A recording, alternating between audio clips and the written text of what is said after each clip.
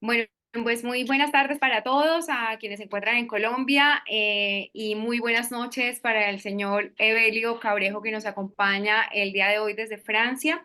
Gracias a toda nuestra comunidad por conectarse el día de hoy. Como saben, nuestro compromiso de poder llevarles información de la más alta calidad. Y hoy para mí es un honor, un privilegio presentarles a un invitado realmente de muy alto nivel. El señor Evelio Cabrejo, se los voy a presentar rápidamente. Es lingüista y psicoanalista colombiano, residente en Francia. Nació en Boyacá.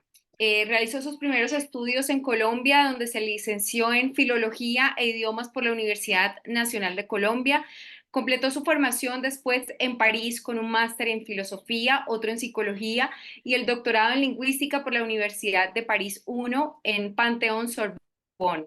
El señor Evelio Cabrejo además fue profesor de filología en la Universidad Nacional de Colombia hasta que estableció su residencia definitiva en Francia en 1970, donde ha sido profesor en la École Normale Supérieure de Fontainebleau, y director asistente del Departamento de Lingüística.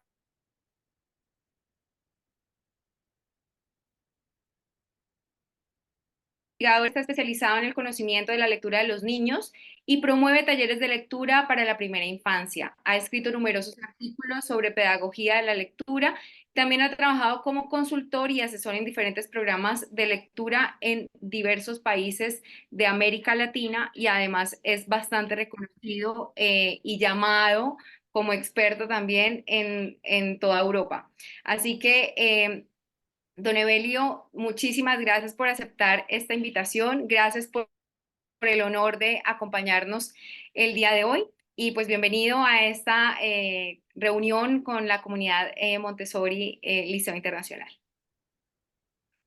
En primer lugar, gracias por la invitación y agradezco a todas las personas que nos están escuchando, pues consagrar una parte del día de hoy para, para escucharnos en la hora después del almuerzo, pues eso no es tan fácil. Bueno, en dado caso, muchas gracias y es un honor para mí también poder dialogar con mis compatriotas colombianos, así estemos a 10.000 kilómetros de distancia, pues estamos muy cerca porque tenemos el mismo lenguaje. Boyacá no está muy lejos de Santander, entonces hay muchos vínculos comunes que nos unen en esta charla, ¿no?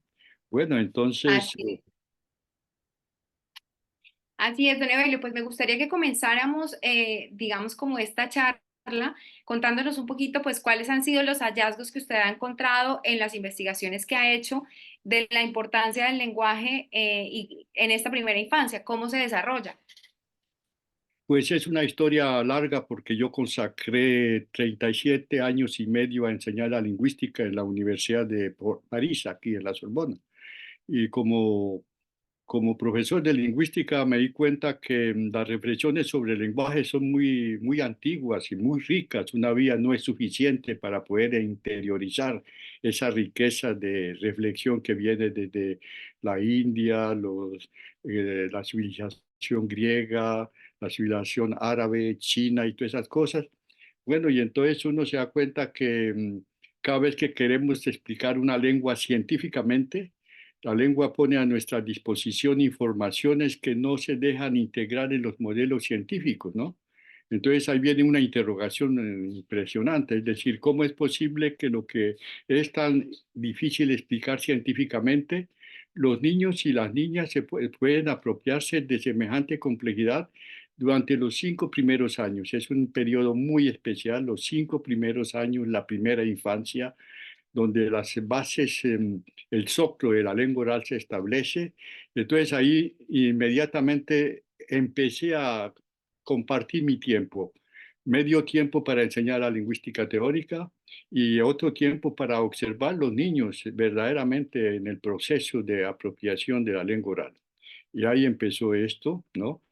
Y descubrí que los niños llevan, todo niño y toda niña lleva un secreto relacionado con la lengua oral, porque en ninguna cultura se le da cursos a un bebé para que aprenda a hablar. Todo lo que hay que hacer es hablarle y él hace su trabajo.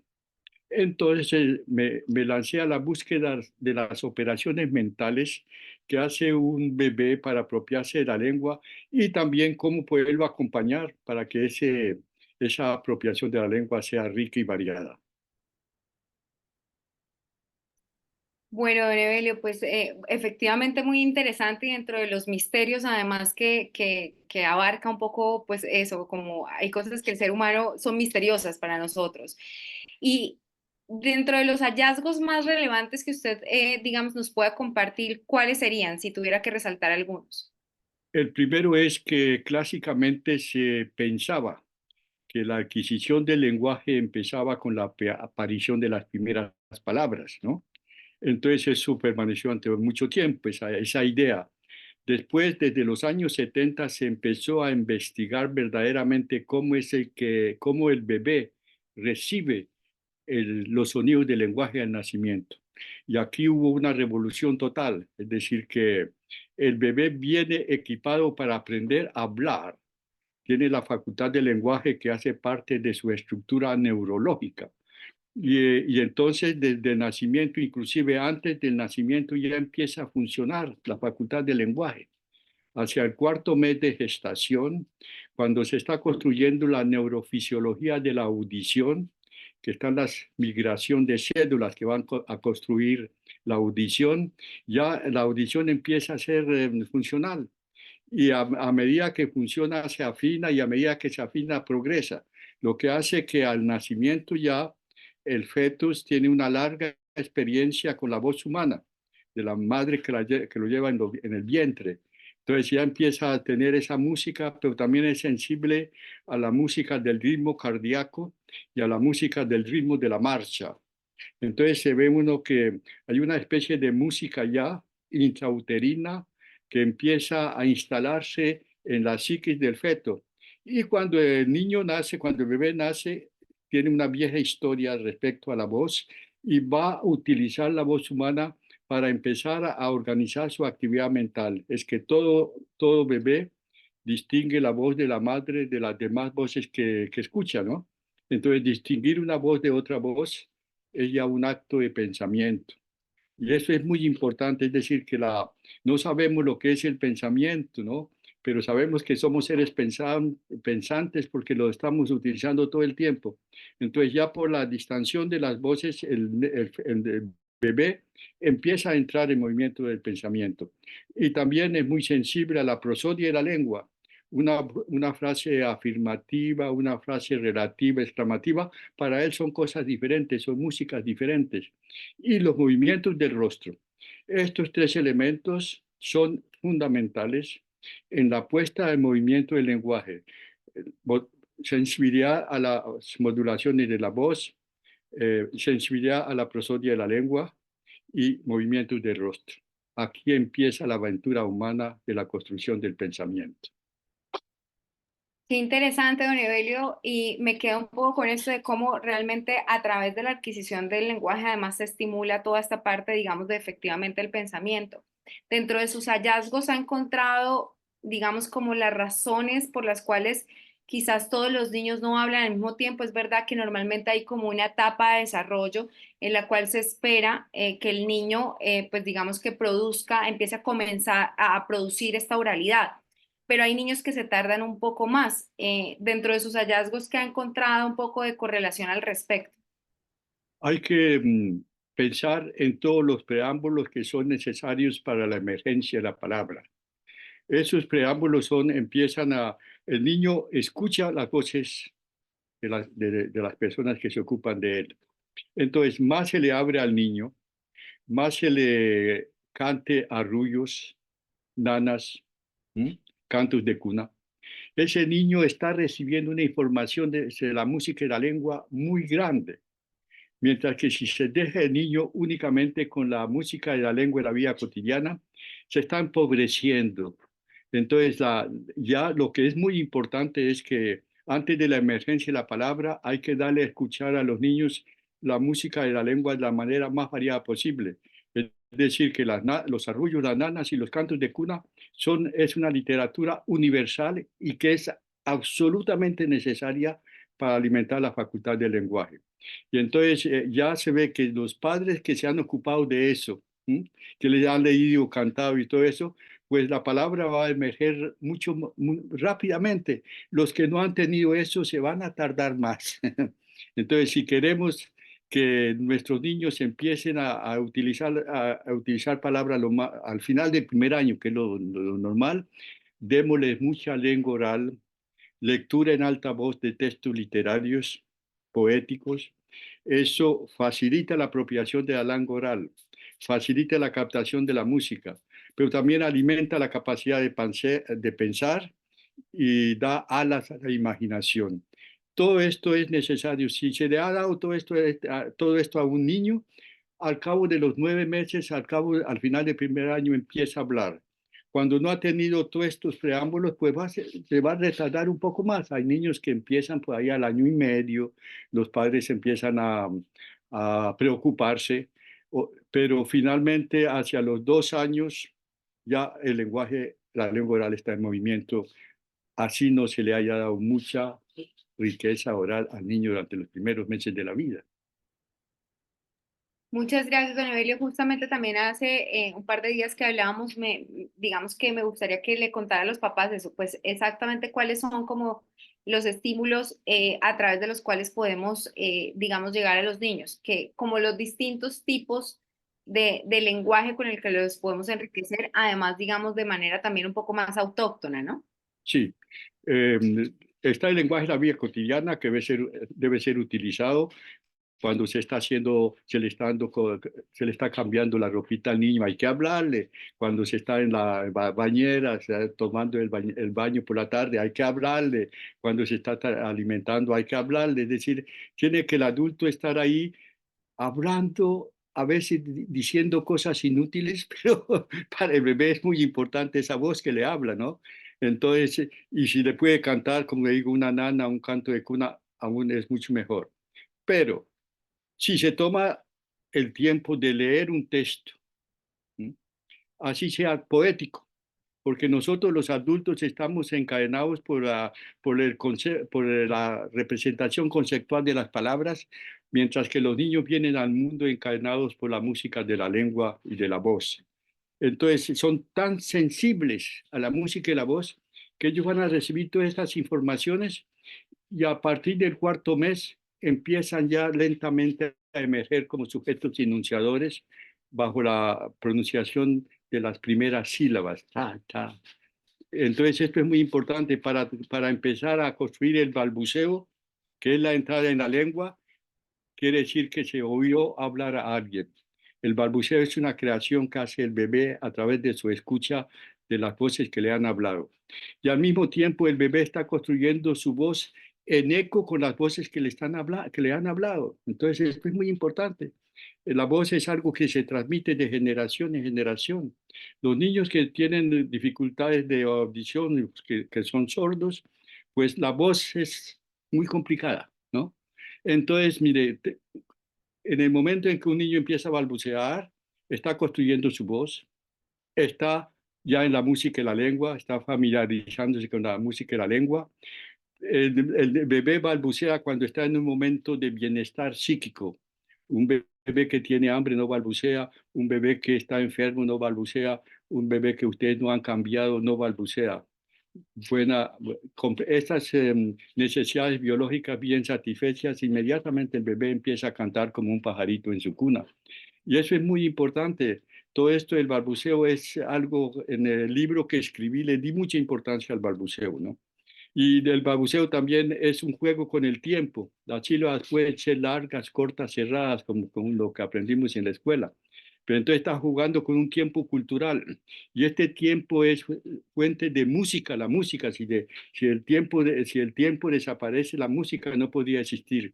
Y la poesía también, porque la iteración de la misma sílaba hace parte de la estructura poética universal de todas las lenguas. Es decir, cuando yo digo en español, los pollitos dicen pío pío cuando tienen hambre y cuando tienen frío, el pío pío, el frío, es un ta ta ta, un balbuceo puesto en la estructura poética de la lengua. Entonces, todos estos descubrimientos para mí son muy importantes.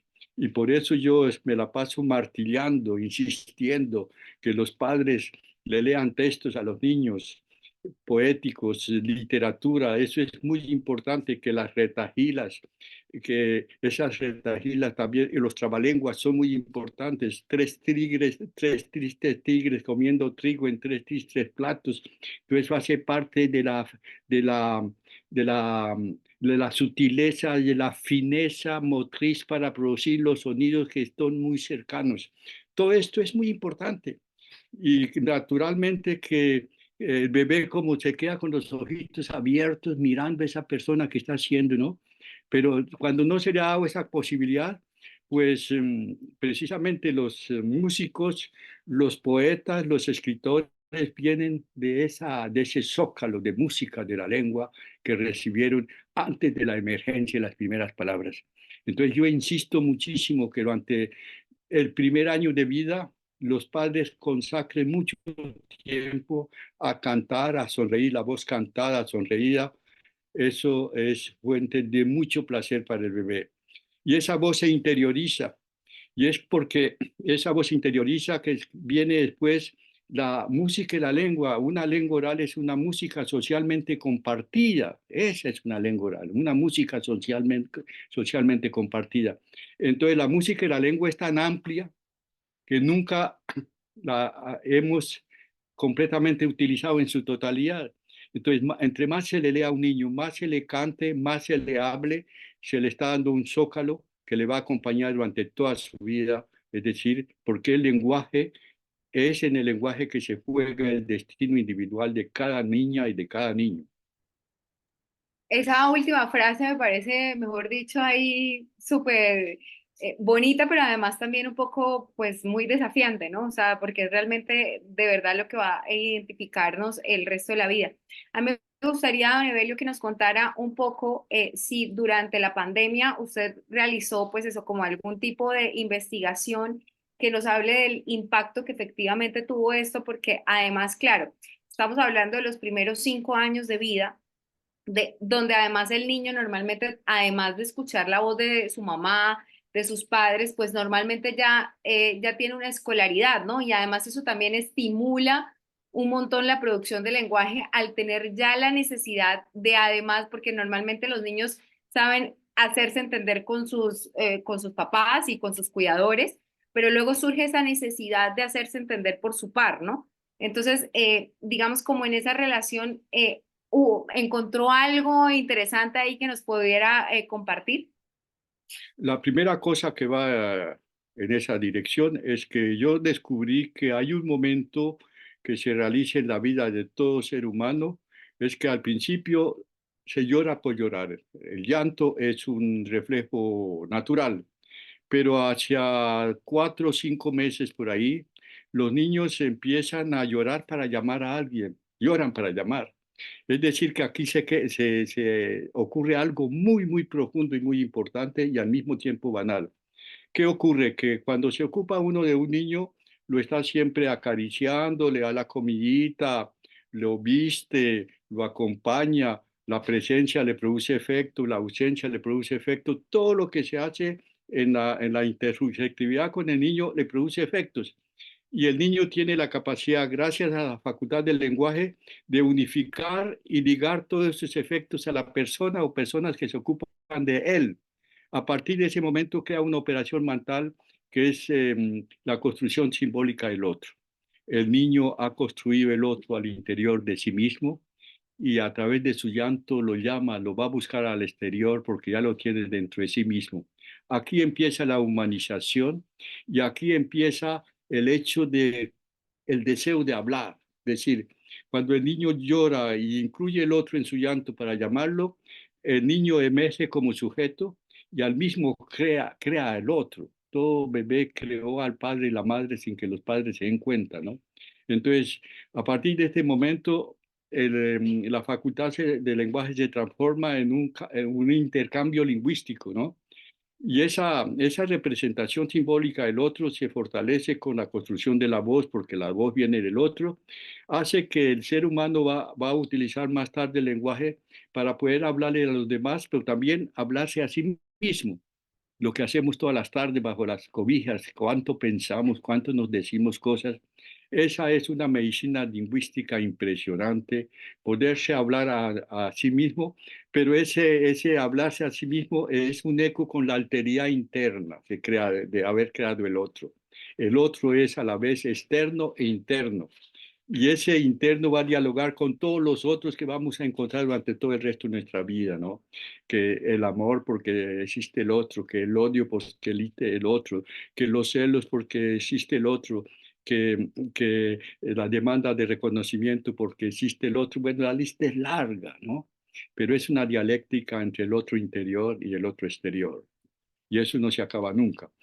Y ahora para venir a la pandemia, precisamente nosotros tenemos una asociación aquí en Francia que la creamos en el 1982.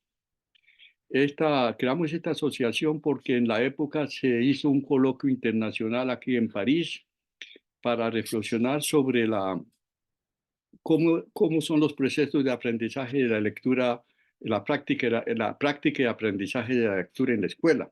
En ese coloquio se llegó a la conclusión que los niños que tienen grandes dificultades para aprender a leer y escribir son los niños que no han recibido preámbulos de la lengua oral cuando están pequeños, ¿no? Que esos niños, los otros aprenden a leer y escribir con una facilidad increíble, mientras que los que no han recibido eso, sufren. Y entonces hay tres tipos de niños en este proceso. Los niños que aprenden a escribir porque les han dado muchos preámbulos durante la primera infancia, aprenden con una facilidad que deja desconcertados los profesores y los padres. A otros que no han recibido eso y son tan inteligentes que sufren y aprenden eso de todas maneras. Y hay un número reducido de niños, afortunadamente, que existe en todos los sistemas de educación de la planeta, que abandonan a veces la escuela sin saber leer y escribir, porque fueron humillados durante ese proceso, no entendieron. Y entonces nosotros creamos una asociación para tratar de luchar contra esta catástrofe psicosocial. Y nuestra asociación consiste precisamente desde el nacimiento, en las alacunas, en las escuelas primarias, en los jardines infantiles, con lectoras especialidades, ir a leer en alta voz a grupos de 4 o 5 niños que ellos mismos escogen los libros. Ahí viene Montessori, la libertad que tiene el niño para escoger un libro a partir de una carátula y la lectora viene y le lee ese libro. Entonces, esto lo practicamos desde hace 42 años y todos los niños que pasan en ese proceso, pues aprenden a leer y escribir sin problemas. ¿Por qué?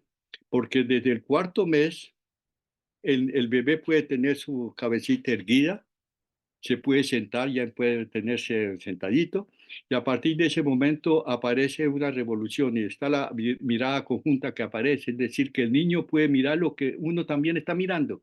Entonces se entra en una actividad compartida. Entonces el álbum es precioso, un pequeño libro con ilustraciones, abrirlo. El bebé adora las imágenes, los colores. Y cuando el adulto se pone a leer el texto, el bebé mira el rostro del adulto y mira el libro y eso es raro, ¿no? Entonces va a descubrir lentamente que en esa cosa que nosotros llamamos escritura hay una voz silenciosa. Y el bebé lo comprende tan rápidamente que cuando después abre el libro empieza a decir ta, ta, ta, ta, ta, ta, y pasa las páginas, ta, ta, ta, ha comprendido que hay algo relacionado con la voz. Pero además descubre rápidamente cómo es el espacio cultural del libro. Es decir, que si el tigre está patas arriba, pues hay que tordearlo para que tenga la buena posición.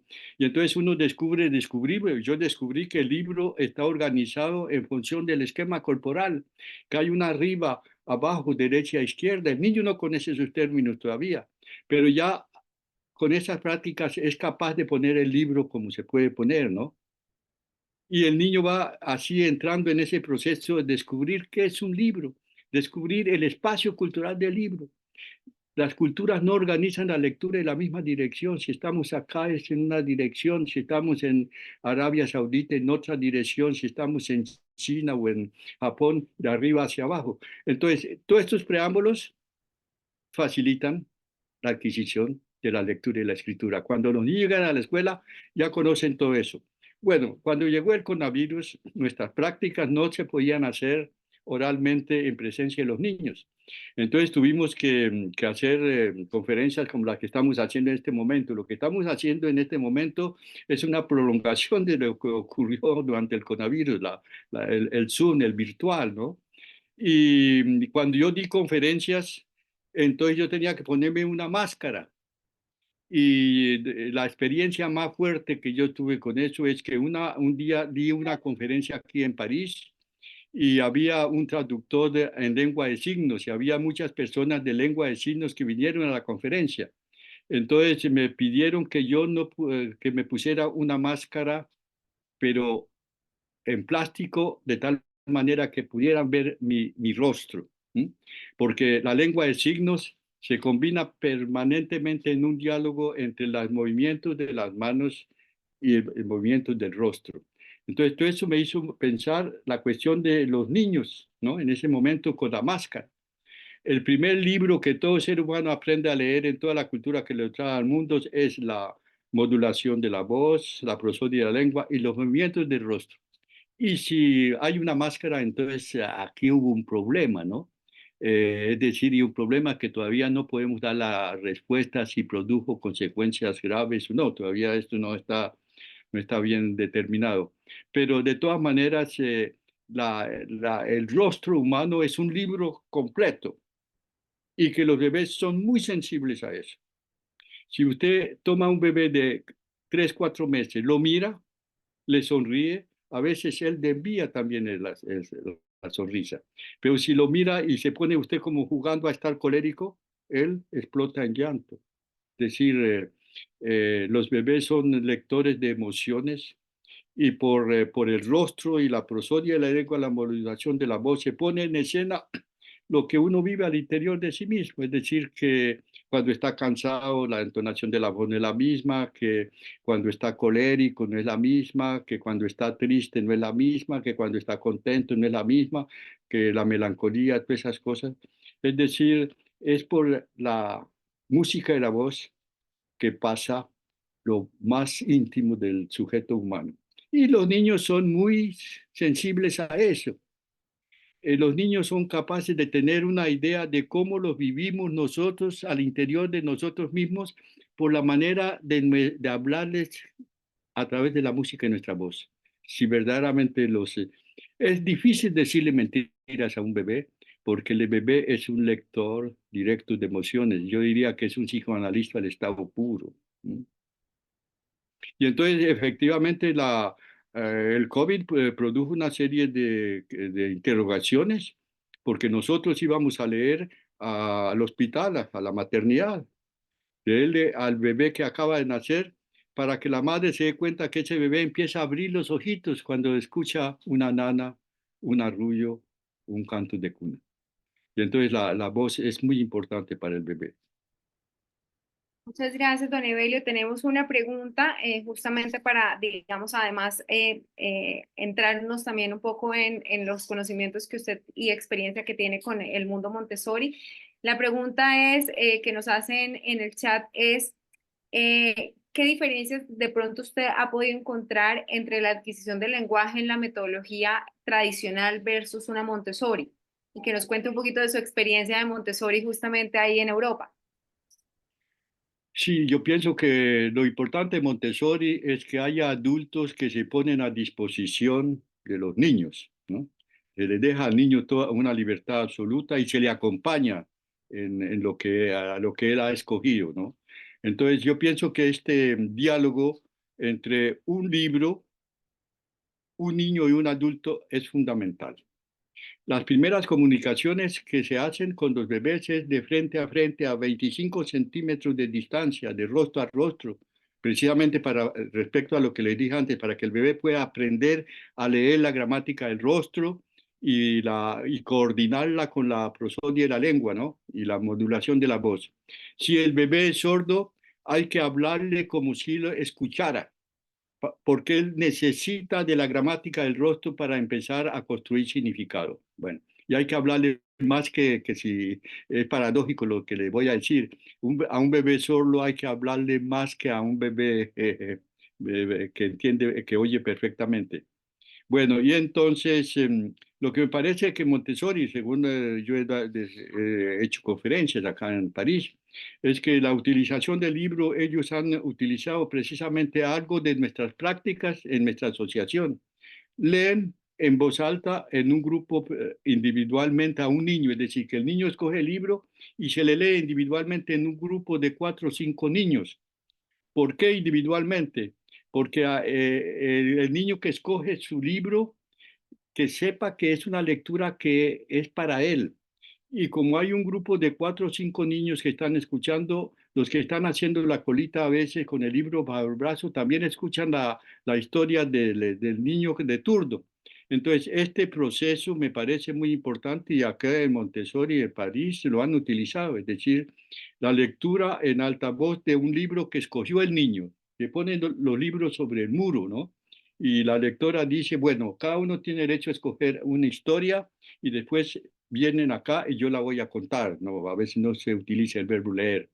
Y se da uno cuenta que los niños que no han tenido esa experiencia se quedan mirando el primer día, pero al cabo de 3 semanas, 4 semanas, como se hace un proyecto de 6 meses, una vez por semana, 4 o 5 niños que escogen los libros. Al cabo de 3 semanas, todos los niños están haciendo la cola con un libro bajo el brazo y a veces corren para ser el primero. Entonces, ese método me parece muy importante porque a la vez se le está dando una importancia a lo que el niño escogió. ¿M? Se presta la voz para que el niño escuche su historia y al mismo tiempo está en un pequeño grupo, es decir, que está la socialización a cada uno su turno. Y se ve que los niños a veces piden que les repitan la historia. Entonces, es una cosa importante. Entonces, nuestra lectora repite la historia una vez, diciendo porque después a tantos compañeros que están escuchando. Y estas prácticas las hacemos siempre en presencia de los padres, de alguien de la familia, para que los padres se den cuenta que los niños son muy interesados cuando se canta o se leen historias. ¿M? Y que hay niños que se aferran a un libro, a una historia. Entonces los padres caen en la trampa, que vienen a veces a preguntar, ¿dónde puedo conseguir ese libro? Entonces nuestro programa de práctica acá es siempre lectura individual en un grupo de 4 o 5 niños, en presencia de los padres y en presencia de alguien de la biblioteca. Y ese grupito así ha producido efectos considerables. Es decir, que los padres que alejados del libro descubren que existe la biblioteca y cuando van a la biblioteca, la bibliotecaria los recibe con humanidad, les consacra tiempo para decirle aquí está el álbum, aquí está todo esto y al mismo tiempo los niños van entrando a la biblioteca, ¿no? La biblioteca, yo la llamaba con mis hijos la casa del pensamiento. Vamos a la casa del pensamiento, ¿no? Entonces, estas prácticas así son muy importantes porque, bueno, eso implica tiempo de los padres pero que las familias que alejadas del libro descubran la biblioteca, donde la biblioteca tiene además juguetes, música y todo eso es gratis. Entonces, aquí se crea una alianza, hay que crear una alianza entre padres, las competencias del bebé, en las bibliotecas y los profesionales de primera infancia. Es un grupo. ¿Sí? No sé si me hago entender cómo funcionamos nosotros. Y eso produce efectos increíbles. Hay niños que en el proyecto de 6 meses se han hecho leer hasta 100 libros, ¿no? Es importante eso, ¿no? Un niño que ha pedido que le lean un centenar de libros en 6 meses en proyectos porque se vuelven sedientos de lectura que les lean, ¿no?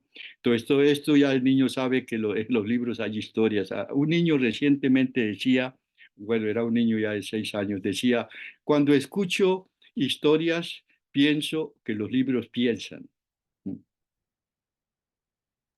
Pues muchas gracias, don Evelio. Efectivamente, pues digamos, como también lo manejamos nosotros aquí en el colegio, es de esta manera. Hay pues libros, digamos, a disposición y muchas veces quien todavía no tiene obviamente el proceso de lectura, además, lo que usted decía antes, conecta con la imaginación y de repente empieza a generar historias a partir de lo que ve. Y efectivamente, pues hay un interés por esa, digamos, un interés natural en cierta etapa de desarrollo para generar ese acercamiento con todo lo que es la lengua. Así que bueno, muchas gracias por compartirnos ahí también esa experiencia.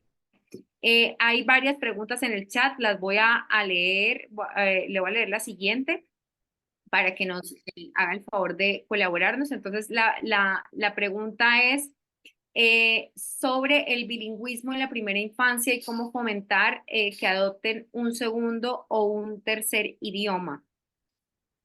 Yo le cuento un poquito nosotros cómo lo manejamos acá, para que luego también pues usted nos haga las, evidentemente, recomendaciones que tomaremos nota muy atenta. Nosotros, desde que los niños están acá en nido, o sea, desde que tenemos niños desde los 10 meses, se maneja, digamos, se manejan ciertos, para los niños de 10 meses a 18 meses se manejan comandos específicos, canciones, hay muchas canciones y digamos un acercamiento a la segunda lengua en ese sentido. Luego cuando el niño ya tiene una disposición para libros a partir de los 2 años, pues también manejamos esos libros, además de las canciones, comandos y cada vez se va incrementando más ese nivel de exposición a la segunda lengua hasta que en Elementary, en Children's House, que es, nosotros comenzamos con de 3 años.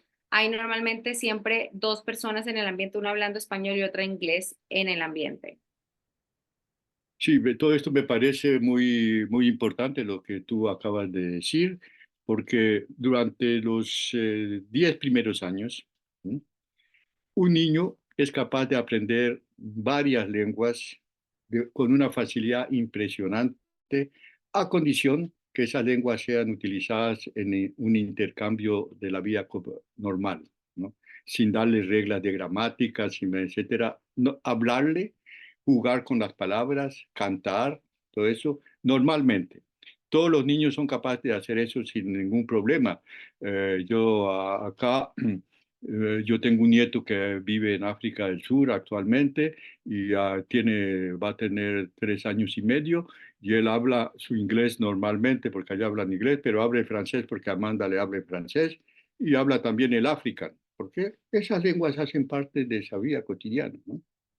Lo que yo le digo, la lengua oral para los niños no se tiene necesidad de dar cursos específicos para que ellos aprendan a hablar, es hacerles escuchar esa lengua en una intersubjetividad normal de la vida cotidiana. ¿M? Y naturalmente que si ustedes unen también el canto y las historias en español y en inglés, pues los niños son capaces de realizar esa captación de las dos lenguas. Al principio las mezclan un poco, pero y las mezclan, y yo me di cuenta, fue un gran descubrimiento, que las mezclan a veces porque descubren que hay una lengua que dice mejor la cosa que otra lengua. Entonces es una cosa muy, muy importante que un niño pues, sea capaz de escoger en un momento dado una lengua en lugar de otra, o una palabra en una lengua en lugar de otra lengua, porque esa palabra le habla más que en la lengua que le parecía un poco como más vacía. Bueno, lo que ustedes están haciendo así me parece que es lo que se puede hacer y hay muchas maneras pero hacer los niños bilingües lo más temprana edad posible, porque a medida que el tiempo pasa, después es muy difícil. Yo aprendí el francés y el inglés cuando ya estaba adulto. Para mí fue muy, muy difícil y cuando uno aprende una lengua a los 30 años o a los 40 años, pues nunca se aprende esa lengua definitivamente. Queda uno siempre marcado por el acento. Un americano que aprende español nunca sabe utilizar la diferencia entre ser y estar. Bueno, es decir, los niños son lingüistas también, que son capaces de descubrir cómo la lengua está construida, cómo funciona, y después, naturalmente, que eso en la escuela, eso se va a enriquecer con la adquisición de la lectura y la escritura. Entonces, el niño va toda lectura, toda escritura es una prolongación de la lengua oral. Cuando el niño ya tiene un placer de escuchar los textos orales que se les leen a alta voz, el placer del texto oral prepara de lejos el placer de leer y escribir. Es todo eso lo que hay que hacer con los niños, darles la posibilidad a saborear la belleza de la lengua, a vivirla. Y entonces eso se hace con prácticas como la que ustedes están haciendo, es decir, hay que consagrar tiempo efectivamente para hacer escuchar la poesía, los cantos, hay tantas canciones en la lengua, ¿no? La música naturalmente. Acompañada con el bailecito, la danza y todas esas cosas, pues es lo que es así que se transmite la cultura. Una cultura es algo muy complejo, pero siempre se transmite realizando prácticas culturales.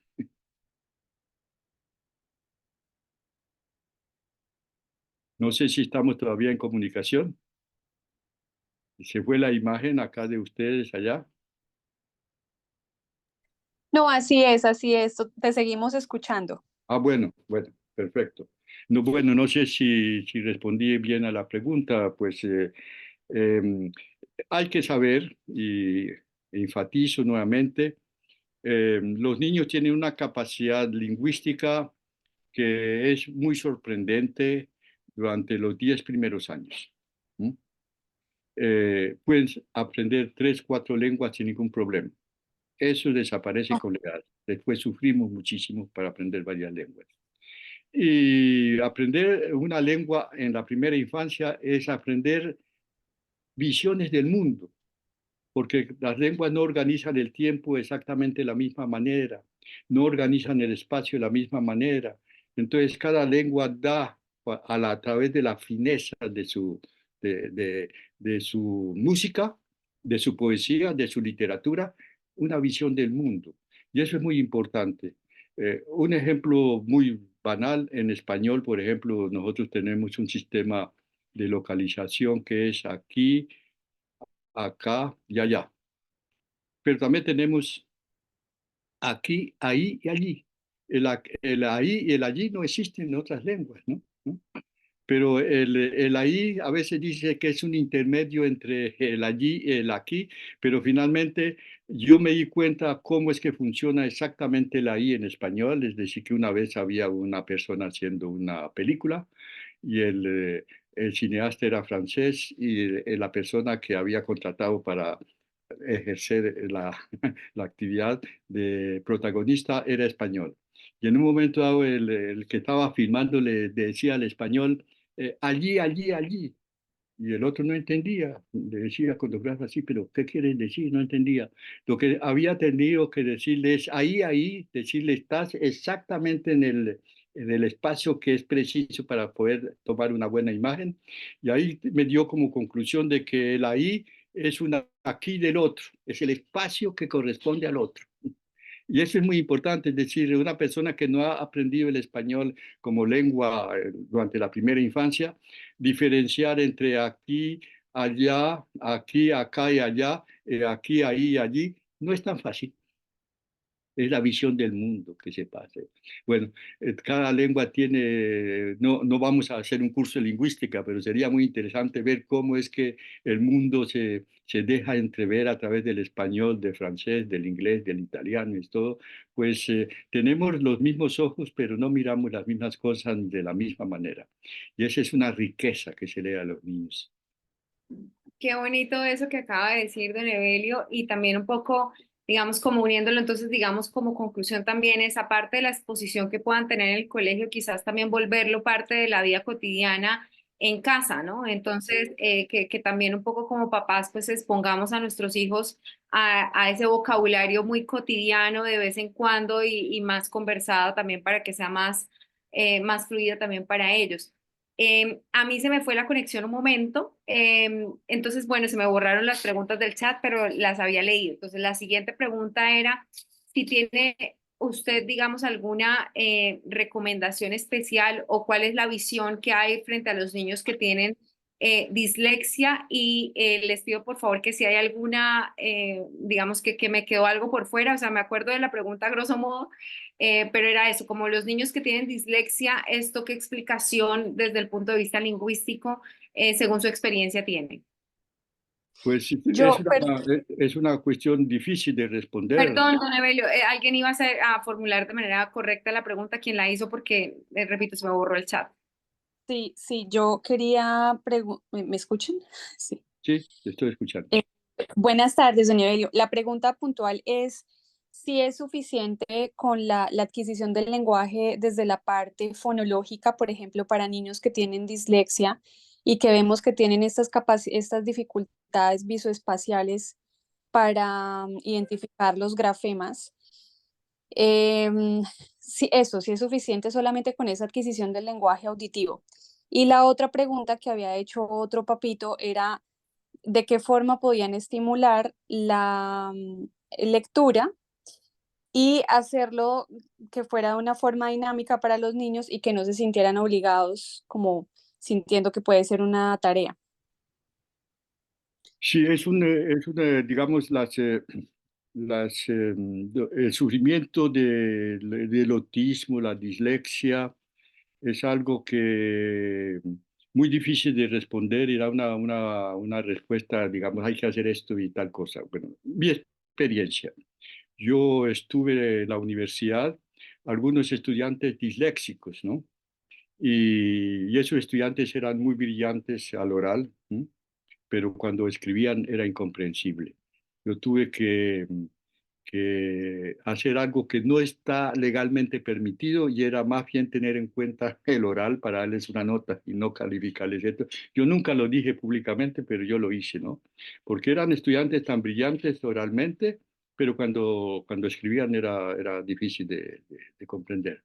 Eso Perdón, me, don Evelio, perdón, lo interrumpo, pero eso es muy Montessori, o sea, usted es un maestro universitario Montessori, porque es justamente poder al final entender que todos somos diversos y que no nos podemos medir y evaluar a todos de la misma manera. Así que eso, un profesor Absolutamente. universitario Montessori.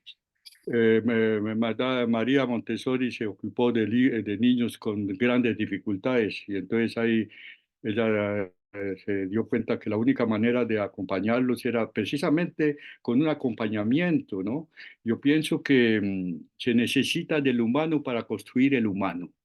Cuando hay niños que tienen dificultades, tiene que haber una persona relativamente estructurada que lo acompañe y que valorice su trabajo.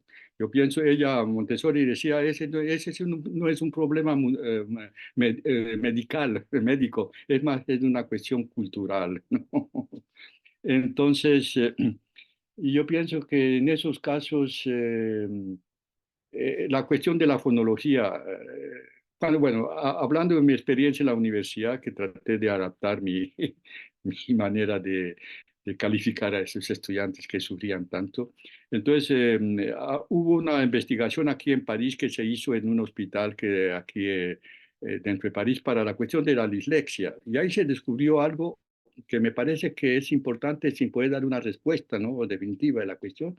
Es que en la lectura de la persona que es disléxica, generalmente la lectura está la sacada que llamamos acá del movimiento de la vista del ojo cuando está leyendo, que va en una sola dirección. Mientras que descubrió que algunas personas que tienen esa dificultad de la dislexia miran hacia adelante y hacia atrás, miran hacia adelante y hacia atrás, pero rápidamente, es decir, que hay una especie de hacia adelante y hacia atrás, y eso hace que aún el sistema fonológico no sería suficiente para poder, porque se confunden en ese manera de ir hacia adelante y hacia atrás.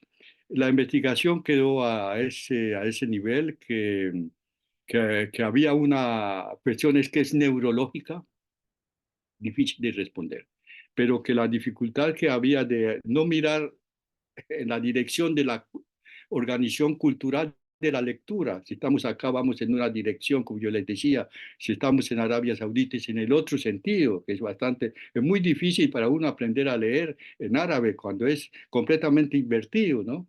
O en japonés o en China, que es de arriba hacia abajo, ¿no? Entonces, esa parte cultural de la organización de la escritura, pues entra en conflicto posiblemente con una parte neurológica. Y ahí el sistema fonológico no es suficiente, no, no sé si me hago entender, ¿no? No es suficiente. Lo que es importante con el sistema fonológico, que es un misterio cómo es que los niños pueden construir un sistema fonológico sin darles cursos de fonología, pero descubrí también como lingüista que en todas las lenguas está lo que llamamos los pares mínimos, es decir, que yo tengo en español la palabra palo y malo, por ejemplo. Esas palabras para nosotros son conceptualmente muy diferentes, pero musicalmente son muy próximas porque el halo es común y lo que diferencia es el M, el fonema M y M, ¿no? Palo y malo. Y entonces hay una cantidad de términos en la lengua que están construidos así. Los niños escuchan eso, es que un fonema sería como una nota musical que le permita al niño de distinguir las palabras musicalmente. Y ahí está construyendo el sistema fonológico de una manera natural y rápido. En español tenemos la palabra, por ejemplo, todo, modo, codo, godo, etcétera. Son palabras que tienen una parte que es común y lo que les diferencia es el fonema inicial, como nada y cada, por ejemplo. Bueno, la lista es inmensa, hay tanto léxico dentro de la lengua que se diferencian únicamente por un fonema. Entonces el niño es sensible a esa diferenciación. Es decir, que mientras yo escucho palo y malo, como conceptualmente, él escucha M, E, P como notas musicales diferentes. Entonces los fonemas son elementos que constituyen la gama musical a partir de la cual toda la lengua oral se va a desplegar. Muchas gracias, don Evelio. Y la siguiente pregunta era, digamos, estaba relacionada a nosotros aquí en el colegio, a partir de que el niño está en transición y ya va adquiriendo como este proceso de mayor lectoescritura, le sugerimos a los papás llevar un plan lector que consiste en leer y escribir, leer 10 minutos, hacer una lectura de 10 minutos en inglés y de 10 minutos en español para todos los niños a partir de transición y de ahí en adelante, para estimular justamente además, digamos, este encuentro padres e hijos a través de la lectura. Sin embargo, el papá preguntaba cómo hacer para que esto, o sea, que realmente el niño tenga amor por la lectura y no se le convierta solamente como, o no le coja como lo pesado de lo que puede llegar a ser una tarea. Eso me parece muy importante. Yo pienso que la educación durante muchos siglos ha sido muy vertical. Yo doy un conocimiento, tú aprendes y te califico en función de lo que tú pones en la página, ¿no? Muy vertical. Lo que actualmente estamos en un movimiento extraordinario es el reconocimiento de las capacidades naturales de los bebés, que un bebé es un nido de capacidades naturales que se despliegan en función de lo que él recibe del entorno familiar y cultural, ¿no? Y que no podemos hacer una ciencia absoluta de la construcción psíquica del ser humano, porque cada ser humano se construye de una manera diferente, así haya recibido las mismas cosas. Es decir, que se cuenta una historia, pero lo que le interesa al grupo de los 5 niños no es la misma cosa, ¿no? Cada uno toma lo que le gusta y posiblemente lo que necesita para construirse internamente. Es decir, que todo ser humano está en un proceso de construcción psíquica y está tratando de seleccionar las cosas que van en ese sentido. Y entonces ahí viene la necesidad de dar cosas muy variadas a los niños, sin necesariamente que sea una tarea, sin preguntarles qué entendiste o qué, etcétera, porque el niño a través de su escucha está seleccionando cosas que él va a utilizar sin que nosotros nos demos cuenta para su propia construcción. Y eso es muy importante. Es decir, no hacer leer un texto en familia, muy bonito eso, pero que efectivamente que no se transforme en una especie de tarea, sino, ¿te gusta? ¿Mm? ¿Te gusta? ¿Qué prefieres? ¿Que te lea en español o que te lea en inglés? ¿Prefieres que te cante? Y si el niño sabe leer ya, si sabe, escoja un texto que te guste y yo te lo voy a leer. Así como ese es un trabajo de actividad compartida que no sea demasiado vertical, ¿no? Naturalmente que hay textos que a nosotros nos parecen tan bellos y tenemos ese deseo de pasarlos, ¿no? Es normal también, pero hay que ver cómo el niño los recibe. Hay textos que nos parecen tan bellos para nosotros y el niño dice, "Vos", etcétera, porque finalmente cada ser humano está a la búsqueda de espejos verbales que le permiten contemplarse en su propia construcción. No sé si Sí, queda creo que bastante claro y justamente pues también es una de las cosas que pues María Montessori destacó en su trabajo, ¿no? Realmente que es como usted menciona que al final recibimos todos los seres humanos o una serie de seres humanos podemos recibir un grupo, determinada información, pero que al final todos la tomamos de manera distinta de acuerdo a ese desarrollo y a esa construcción individual de nuestra psique, ¿no? Entonces, Sí, eso me resulta pues bastante fascinante y no sé si nos quiere ampliar un poquito de eso, de cómo al final, porque a veces es una inquietud de los papás, ¿no? ¿Cómo es que unos van en distintos niveles o tienen distintos resultados recibiendo exactamente la misma información? Y pasa exactamente también lo mismo con los hijos. Siendo sí. hijos que están recibiendo pues lo mismo, al final son diferentes. Sí, exactamente. Dos gemelos o dos hermanos son dos seres diferentes. No, lo que me parece es que la noción de bienestar psíquico juega un papel muy importante en la construcción del sujeto humano. Hay niños que les fascina la escritura y consagran tiempo a hacer eso. Bueno, están eh, en un momento de placer psíquico. Hay otros niños que no quieren hacer eso y prefieren más bien hablar. ¿M? Yo- el, la- el prototipo de placer psíquico aparece en el balbuceo, como yo les decía hace un momento. Un niño cuando está balbuceando es porque no tiene hambre, no está enfermo, está bien limpiecito, ¿no? Entonces acá como que es una prima que va más allá de la satisfacción biológica, ¿no? El placer psíquico, el bienestar psíquico es muy importante y es por eso que en inglés se hace la diferencia entre playing y game, ¿no? Que Winnicott utilizó mucho, ¿no? Nosotros traducimos esas dos palabras como juego, jugar, ¿no? Pero el playing en inglés es muy diferente del game. El playing es algo que está muy ligado al placer psíquico, algo que es agradable, tu playing de piano y en sepapa, etcétera. Tandis que el game es un trabajo estructurado, muy cultural, ¿no? Las reglas que hay que respetar para jugar el fútbol, el básquetbol, o para aprender las reglas de gramática. La lengua oral se aprende para el playing, ese placer de la oralidad, del texto oral. La gramática es un game estructurado que hay que aprenderla para poder responder a las preguntas de la... Ese es un game muy difícil, ¿no? Pero entonces un niño ha aprendido la gramática, en francés hay una palabra langagère, es decir, la gramática que es necesaria para entender los demás y hacerse entender. Esa gramática no necesita ir a la escuela. Las personas que son analfabetas hablan y cuentan historias y ríen de todo sin conocer que es un sujeto, un verbo y un predicado, una frase con principal y otra subordinada, ¿no? Eso no, ellos no saben de eso. Entonces, esa gramática es un game, un plane, ¿no? La lengua oral se aprende con plane, donde se encuentra un cierto bienestar psíquico a través de la escucha, de la música y la voz, del canto, de la literatura, la poesía, las bellas frases. Hay frases que nos hablan tanto, ¿no? Así estemos adultos, ya encontramos una frase tan bien dicha o bien escrita y uno la cita porque dice uno, yo no, nunca hubiera podido hacerla tan bella como eso, ¿no? Entonces, estamos a la búsqueda de eso y eso es muy importante. El placer psíquico y yo pienso que detrás de toda actividad escolar debe esconderse un plane, porque si no hay plane, cuando hay plane se puede pasar la noche trabajando y no se está cansado. Si no hay plane, se está aburrido antes de comenzar la tarea. De acuerdo, don Evelio. Me gustaría que nos ampliara un poquito la información de cómo podemos contribuir desde casa y desde el colegio justamente a este bienestar psíquico. ¿Cuáles son como las características a través de las cuales o las actividades específicas que como adultos podemos hacer para contribuir a ese bienestar psíquico de los niños y además cuidar el nuestro?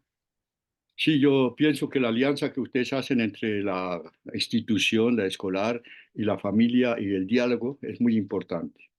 No es que se trata de que la familia da el hijito a la escuela y allá ustedes se ocupan de él y yo no hago más, ¿no? No, tiene que haber un trabajo en la casa. El trabajo en la casa es, no, los padres conocen perfectamente cuando el niño está aburrido, cosa que no le gusta. Bueno, Hay cosas que finalmente, y aquí viene a jugar un papel la cultura. La cultura, para ser un sujeto relativamente aceptable socialmente, hay que reprimir muchas cosas, ¿no? Muchas cosas. ¿No?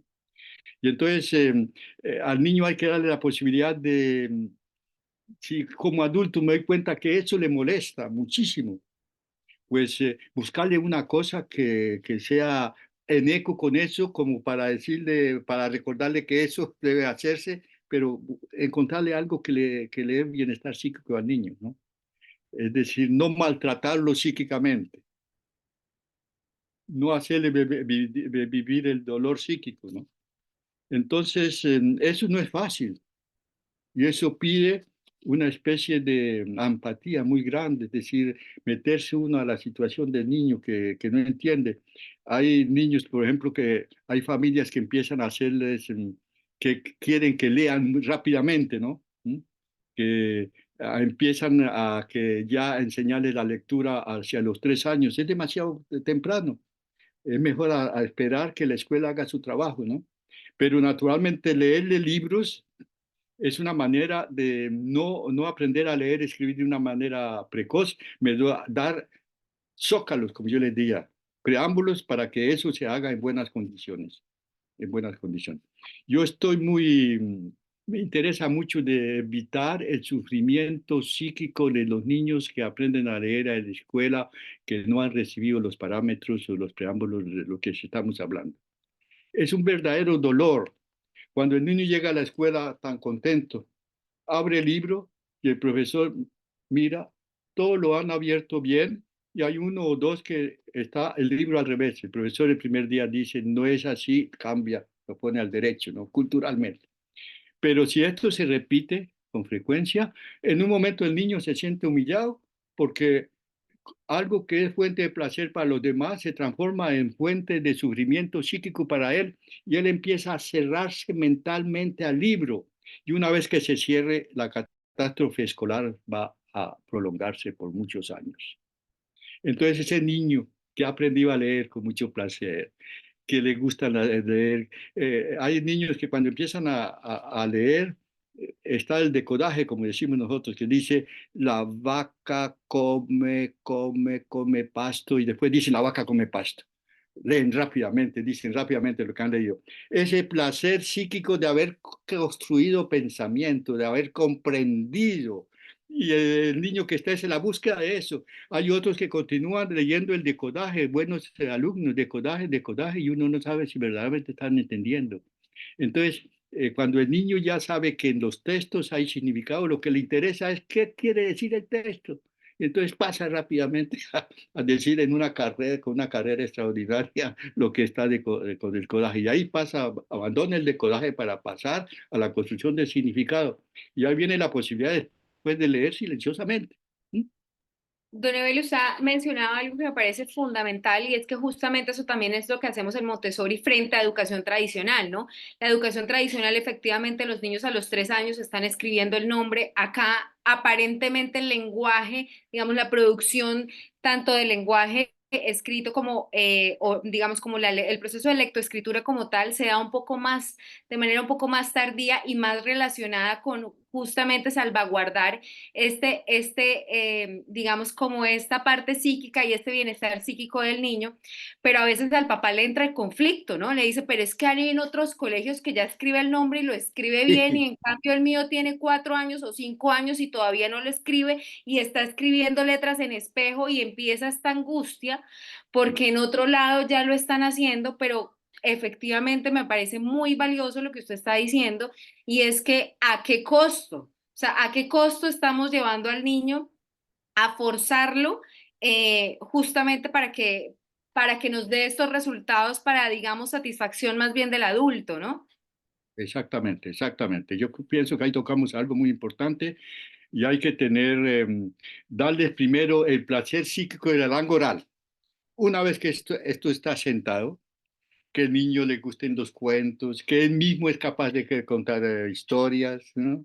Que juegue con el lenguaje, que le guste escuchar esos textos que le dé el abuelo, tal cosa.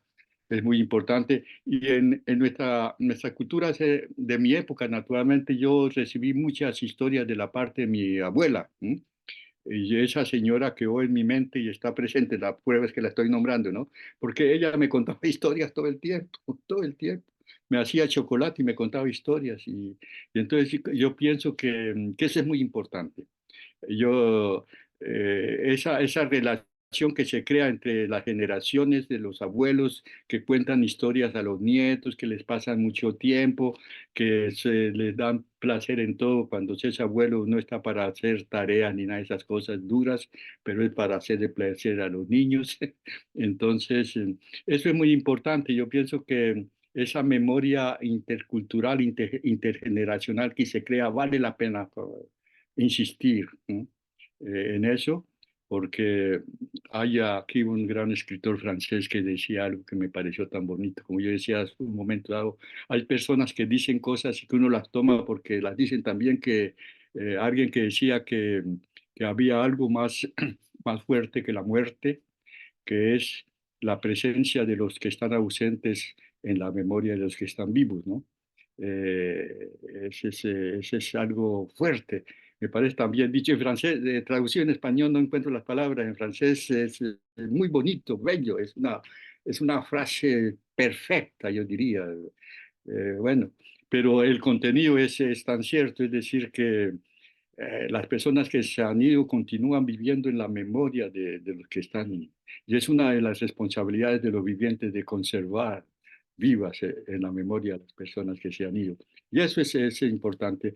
El recuerdo que yo tengo de mi abuela es eso, ¿no? Esta abuela que murió hace ya casi un siglo, pero ahí está, con vivita.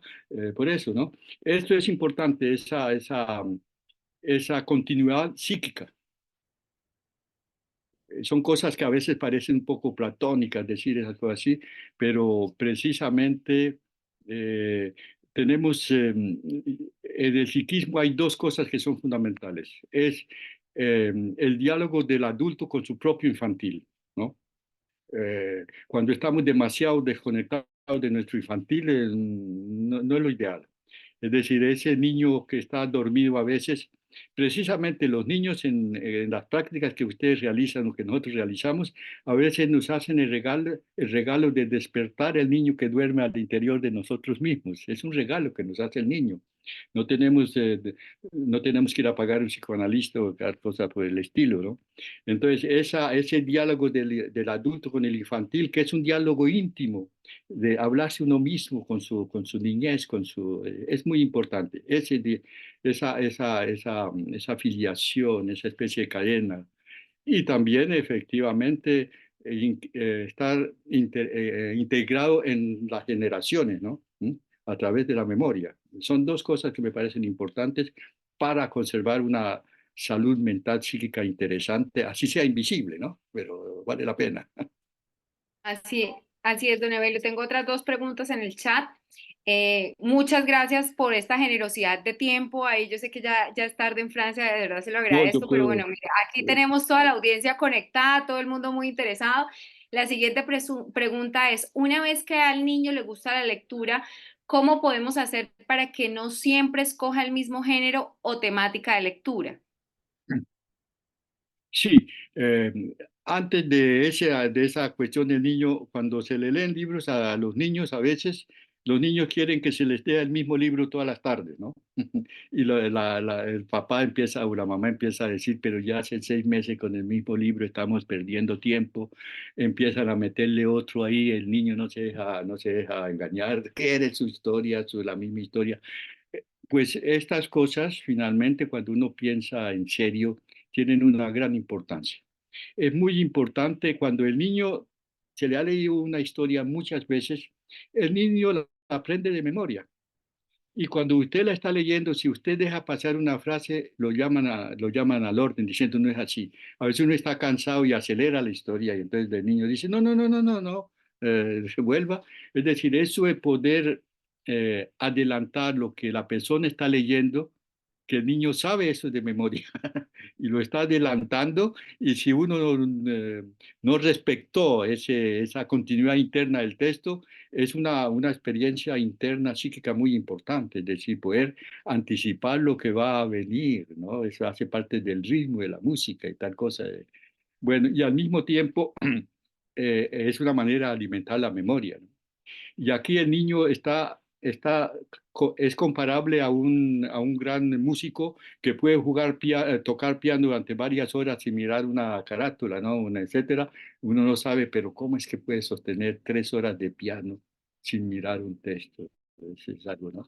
Finalmente, el músico, como los niños, no memorizan nota a nota, sino memorizan movimientos, ritmos, etc.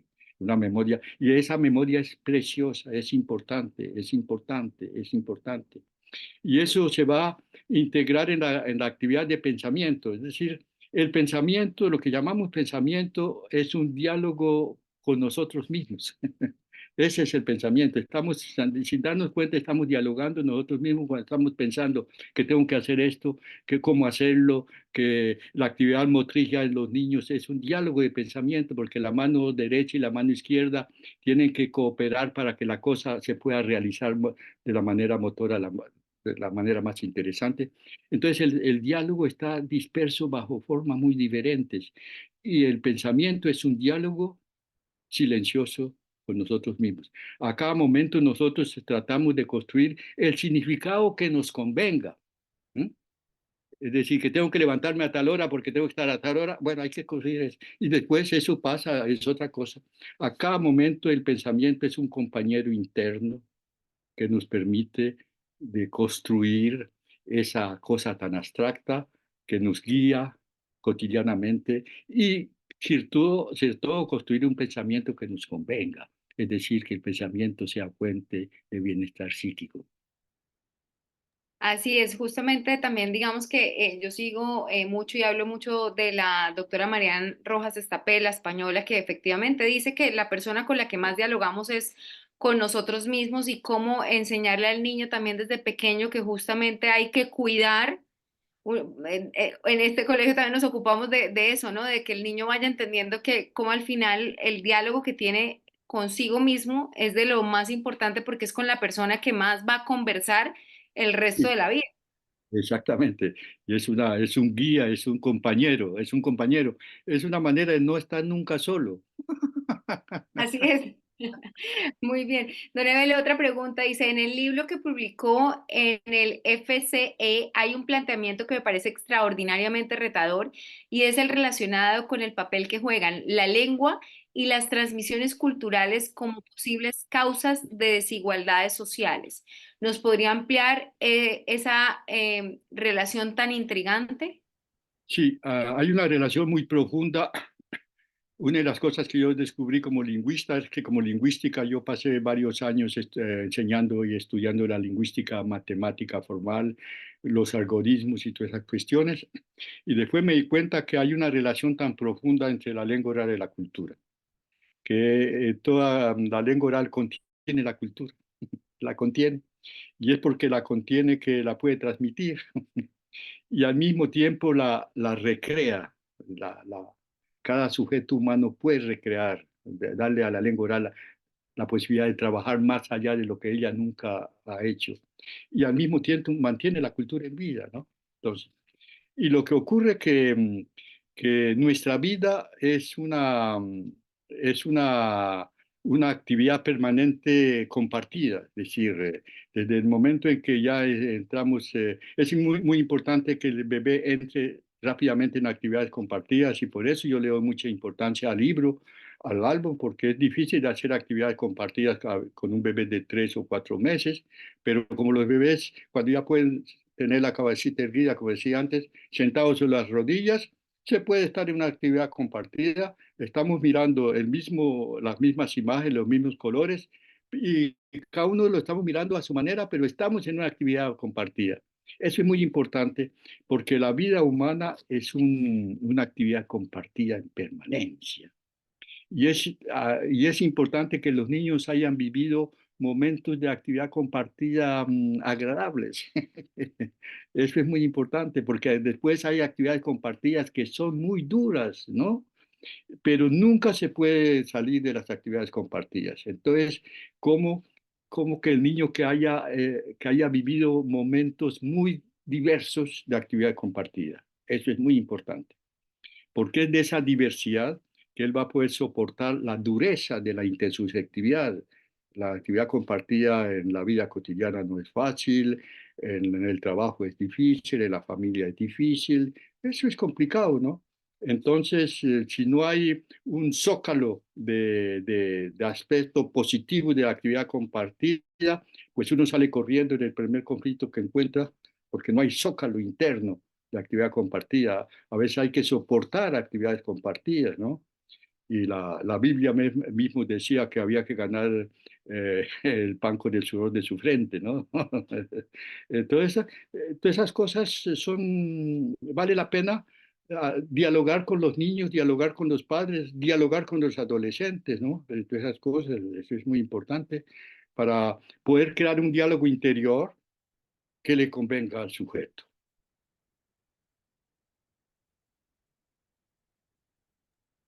Don Evelio, pues muchas gracias por estas reflexiones. Me gustaría finalizar con dos cosas. Bueno, la primera, la segunda se la digo después de que me conteste la primera, que nos amplíe un poquito de información sobre el libro que escribió y Así, eventualmente si la gente está interesada, ¿dónde lo puede conseguir? pues está la biblioteca García Márquez de Bogotá, es el distribuidor para Colombia, ¿no? Eh, sí, algo que debo completar respecto a la lengua y la cultura, ¿no? Bueno, que está en el libro, porque yo pues no le hago mucha publicidad a mi libro, pero yo estoy convencido que, como decía, el título del libro dice todo. ¿No? Lengua oral, dos puntos, destino individual y social de las niñas y los niños, ¿no? Dice todo. Yo me doy cuenta que la capacidad a hablar, a razonar con el lenguaje, la capacidad a interpretar un texto, la capacidad a leer, la capacidad a escribir, la capacidad de darle sentido al discurso del otro, de no dejarse conducir fácilmente en direcciones etcétera. Entonces, hay algo que es bastante delicado con el lenguaje. Es que, como decíamos antes, para que haya emergencia de la palabra es necesario un año.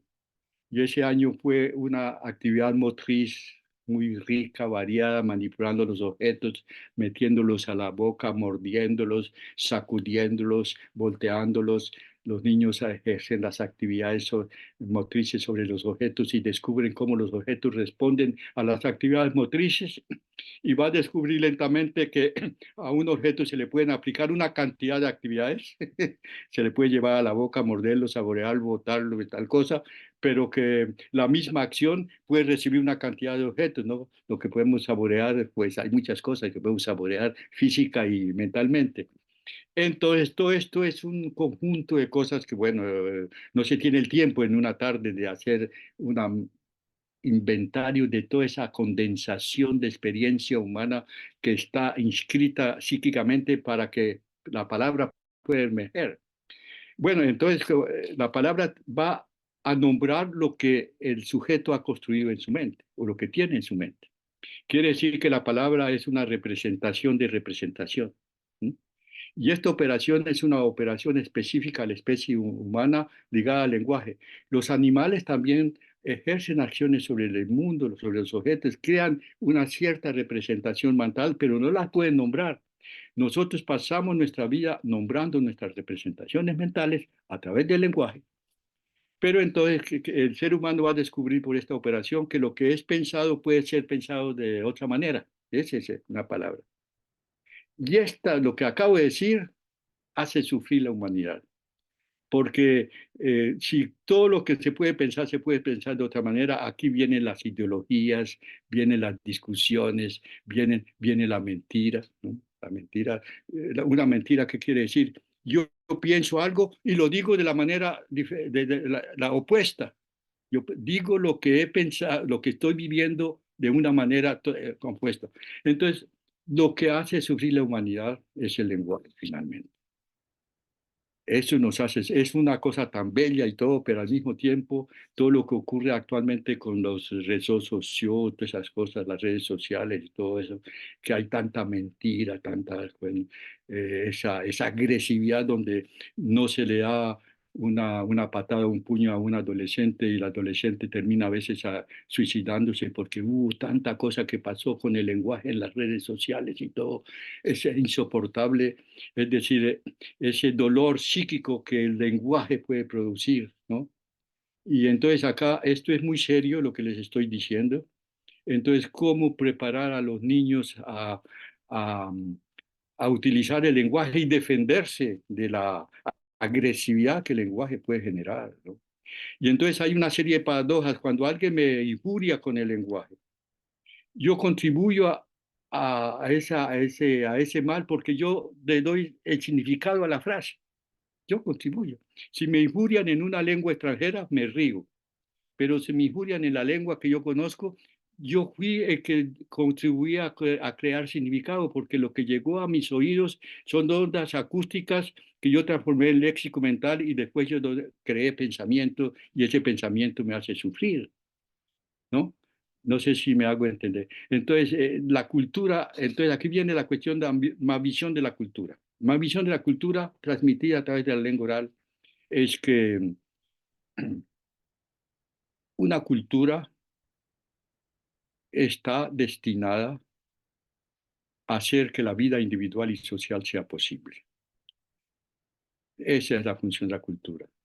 Pero a veces como que la cultura se cansa de esto, ¿no? Y cuando la cultura no puede resolver sus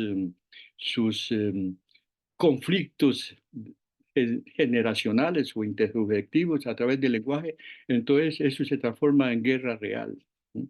La guerra es un fracaso de la cultura, ¿no?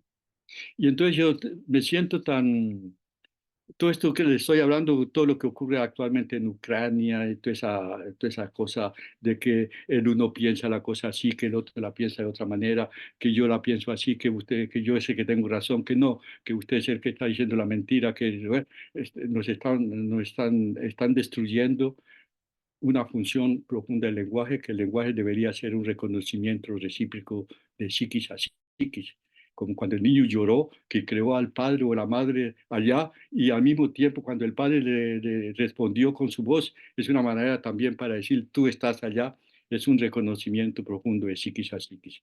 Entonces estamos en un periodo de, no sé qué palabra utilizar respecto al lenguaje, y es una crisis terrible, terrible, terrible.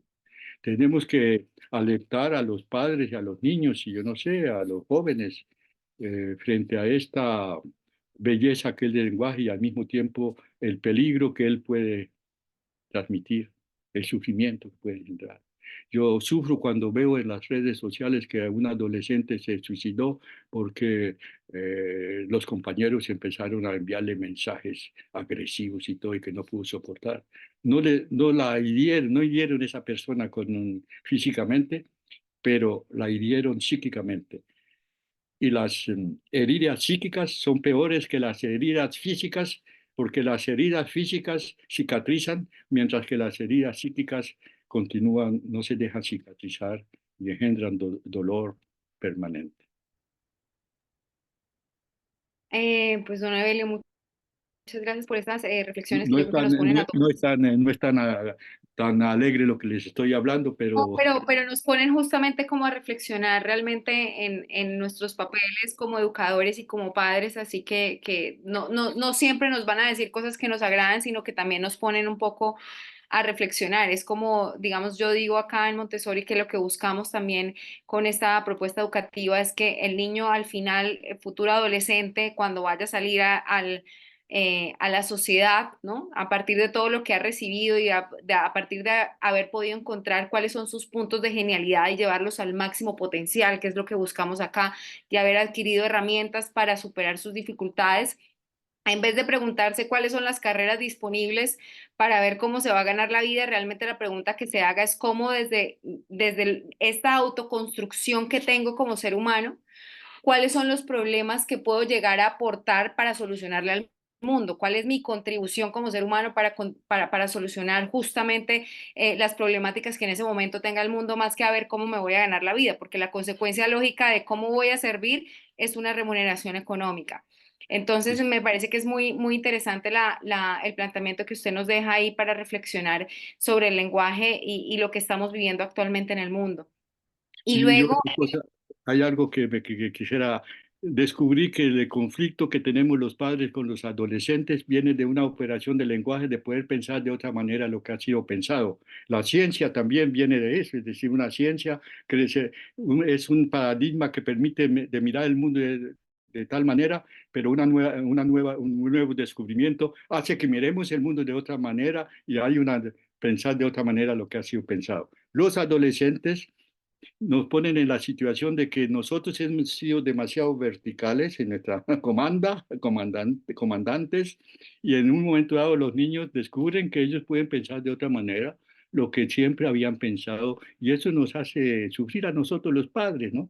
Entonces hay que una alerta ahí cuando el adolescente se pone a pensar de otra manera lo que le hemos transmitido, está emergiendo como sujeto de lenguaje y de pensamiento. A veces nos hace sufrir, pero bueno, la vida es así. pues justamente María Montessori de 0 a 6 años dice que la frase insignia es ayúdame a hacerlo por mí mismo.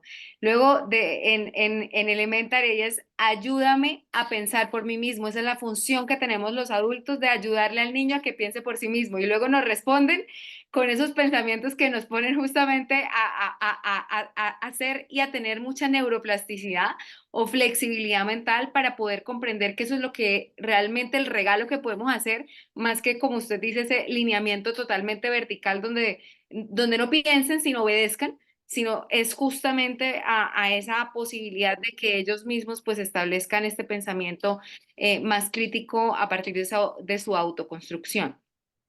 Y aprender a jugar de una manera placentera con las representaciones mentales sin hacerle mal a los demás. De acuerdo, totalmente. Bueno, y finalmente para cerrar, don Evelio, porque aquí nos podemos quedar toda la tarde, pero usted ya se tendrá que ir a descansar, me gustaría que nos compartiera a toda la comunidad, porque realmente creo que usted es uno de esos colombianos que lo hacen sentir a uno muy orgulloso. Cuéntenos un poquito de cómo de sus orígenes campesinos llega a una de las universidades más prestigiosas de Europa y además con una carrera absolutamente brillante. Cuéntenos un poquito así para que nos deje llenos de motivación, de inspiración y esas bonitas cosas que tenemos que nutrirnos justamente para irnos al fin de semana.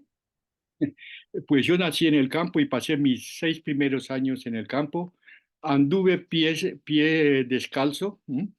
Y cuando me puse los primeros alpargates fue muy incómodo porque se resbalaba uno demasiado, ¿no? Entonces, esa experiencia recuerdo ahora, ¿no? Me gustaba mucho alimentar las gallinas, jugar con los perros, darle pasto a las vacas, bueno, todas esas cosas, esa vida del campo que veía, por ejemplo, me fascinó en el campo ver cuando habían huevitos en un nido de pájaros y asistir en el momento de que el pajarito nace de la cáscara, ¿no? Eso para mí fueron recuerdos extraordinarios, comparados también con la sementera, cuando se siembra el maíz y el frijol, que en un momento dado la plantica empieza a salir de la tierra. Entonces, esos momentos pues, para mí fueron muy importantes. Después yo llegué a Moniquirá, y en Moniquirá, pues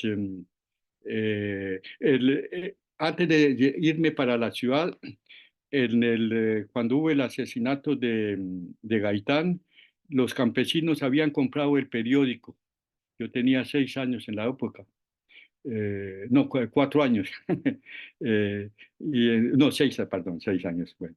Y habían comprado el periódico, llegaban a la casa en el campo y todos con el periódico bajo el brazo y no sabían leer el periódico. Y me preguntaron y los vi con un rostro tan triste de no saber leer, todos decían, "Pero no saber leer". Y ese rostro de tristeza de esos campesinos me dejó perplejo, ¿no? Es un recuerdo impresionante. Y entonces me preguntaron si yo sabía leer. Y yo les dije que sí, y me dieron un periódico para que yo lo leyera y no pude leerlo porque verdaderamente estaba apenas aprendiendo las primeras palabras. Entonces, no he podido curarme de ese momento, de no haber podido leerle a esas personas que no sabían leer. Yo pienso que lo que hemos hecho durante 42 años acá, porque una vez que yo terminé mi trabajo con la universidad, me he consagrado a hablar de estas cosas, lo que estamos hablando hoy del lenguaje, ¿no? Yo llegué a la universidad, hice mi doctorado, tuve la fortuna de que presenté la candidatura y me aceptaron como profesor. Disfruté de esa enseñanza con mis alumnos, siempre en cada curso hacía una repartición de mi clase, enseñaba lo que ya se conoce y al mismo tiempo una cuestión de que no podemos resolver con los parámetros científicos que tenemos en el momento y que valía la pena ir en esas direcciones. Siempre fue así.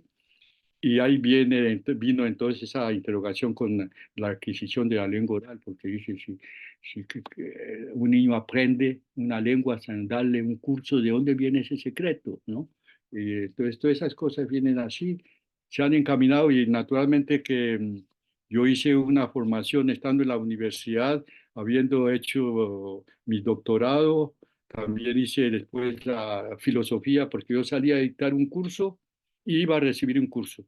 Hice 24 años jugando así de esta manera, que me permitió hacer la filosofía a alto nivel, la psicología cognitiva, la psicolingüística. Entonces, fui a hacer una ensalada de disciplinas para poder pensar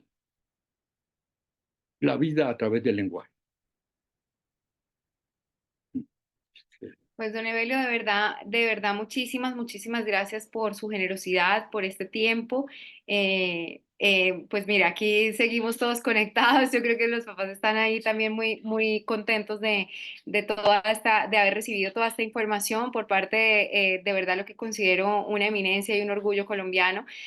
Muchas gracias por acompañarnos el día de hoy pues, con todo su bagaje maravilloso, con esa musicalidad, con esa pasión con la que nos ha contado toda su experiencia, todo su trabajo, bueno, parte de lo que nos compartió. Se lo agradezco muchísimo. Le voy a leer algunos comentarios que están haciendo aquí también los papás para que usted los tenga ahí presente. Bueno, muchas gracias. Gracias por la charla tan nutrida e importante para la vida. Así que bueno, don Evelio, pues una feliz y bendecida noche para ustedes ahí en Francia. Y hasta una próxima oportunidad. Muchísimas gracias a toda nuestra comunidad por acompañarnos el día de hoy.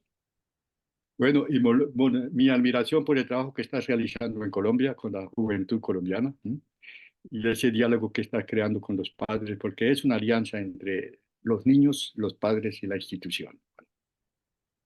Muchísimas gracias, don Evelio. Un fuerte abrazo. Muchas gracias y hasta luego. Hasta muy pronto.